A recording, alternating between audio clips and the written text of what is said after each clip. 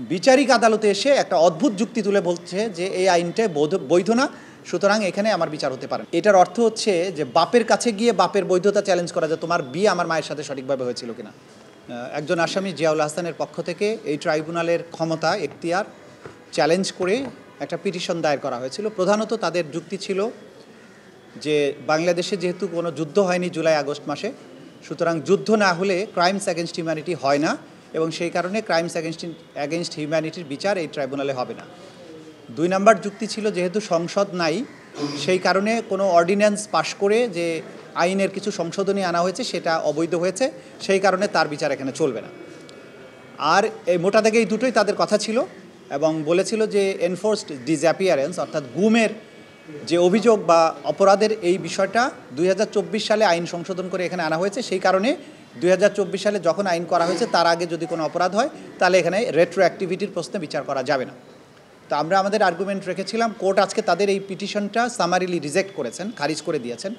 যে কয়েকটা কথা বলে কোর্ট তাদের পিটিশন খারিজ করেছেন তার মধ্যে একটা হচ্ছে যে আইন দ্বারা এই ট্রাইব্যুনালটা প্রতিষ্ঠিত অর্থাৎ 1973 সালের ক্রাইমস ট্রাইব্যুনাল অ্যাক্ট, সেই আইনের বৈধতা বা সেই আইনের কোনো সংশোধনের বৈধতা চ্যালেঞ্জ করার জায়গায় এই ট্রাইব্যুনাল নয়।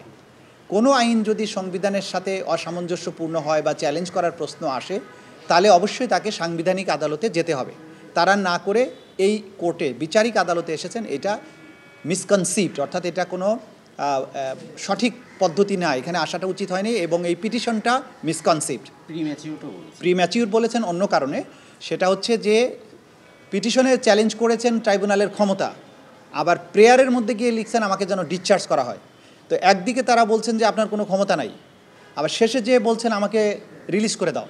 তো যার ক্ষমতা নাই সে কীভাবে রিলিজ করবে? তো এটা আমরা বলেছি যে এই অ্যাপ্লিকেশনটা এটা নট উইদিন দি ফর্ম, এটা অ্যাপ্লিকেশনটা হয়নি, আইনের দৃষ্টিতে কোনো অ্যাপ্লিকেশনই হয়নি।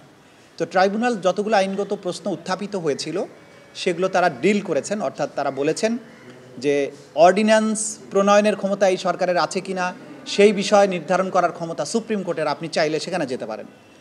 এই আইনের রেট্রোস্পেক্টিভ ইফেক্ট দেওয়া হয়েছে সেটা বৈধ হবে কি অবৈধ হবে সেটাও কনস্টিটিউশনাল কোর্টে যেতে হবে। এই আইনের ব্যাপারে কোনো সাংবিধানিক আদালতে কোনো প্রশ্নই তোলা যাবে না।